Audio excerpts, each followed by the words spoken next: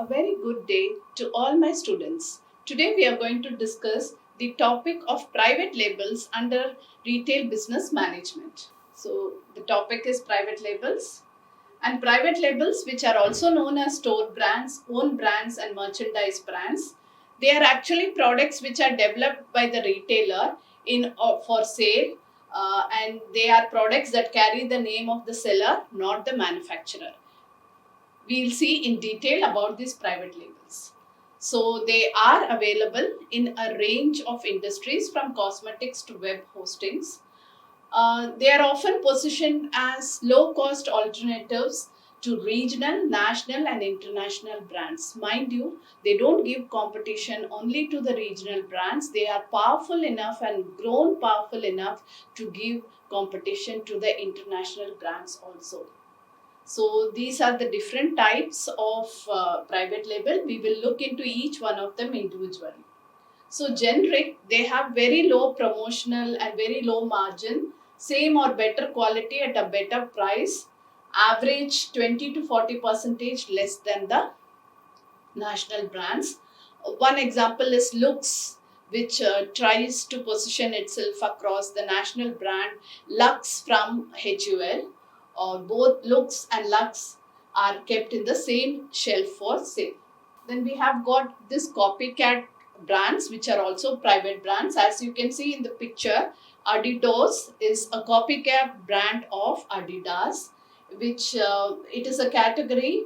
Only the brand name will be copied. The copycats are mostly manufactured within the company by the retailer himself.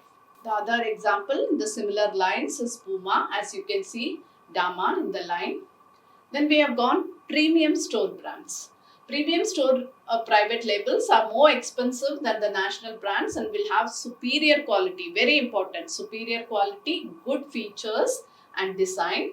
Globus F21 is very superior quality wise and offers better features and design, especially for the women's segment. It is a private label from the retailer Globus, and it is supposed to be a premium brand giving tough competition even to the national brands. These are other private labels which are available. Then parallel branding, private labels that are closely imitate the trade dress and product attributes of leading manufacturing branding, but with a clearly articulated invitation to compare in its merchandising approach. So they are in competition with the national brands, but they are bold enough to tell that you can compare our features and you will find it better than the national brands. Private brands as India is definitely growing. We have got private brands from many of the private retailers like Globus, Westside, and it is the biggest threat to the national brands. So 41% of the shoppers now identify themselves as frequent buyers of store brands or private labels, and 7 out of 10 of them surveyed agreed that the private label products they buy are as good, if not better, than the national brands. So people tell that we walk inside a shop, a retailer like Shoppers Stop, because we are fans of a private label that the retailer is offering. So these costing of a national brand and the private label, the comparison speaks for itself. Advantages, more margin for the retailer. Advantages of the private labels. Private labels can offer huge discounts, which the national brands cannot offer, and rise of customized product in categories. Sometimes private label will be priced more than the national brand by offering superior quality and can even attack the national brand. Some of the examples are given. Private label pros and cons. These are the pros, which we have already discussed: exclusivity and differentiation, big customer loyalty, better margin, better control in deliveries, brand equity, freedom in pricing strategy, increased bargaining power with both national brands and PL factories.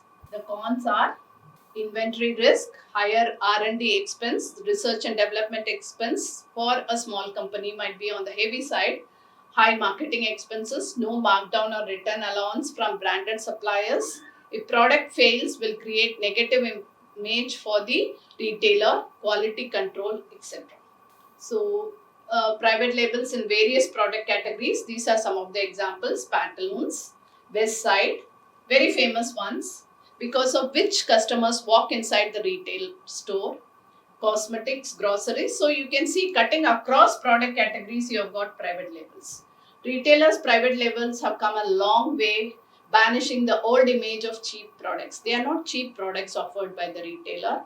Retailers have backward integrated, have got all the things that the manufacturers have got, and so they are no longer the poor cousins of the manufacturer's brand. They are the brand in themselves and have a place in the marketplace. Thank you very much.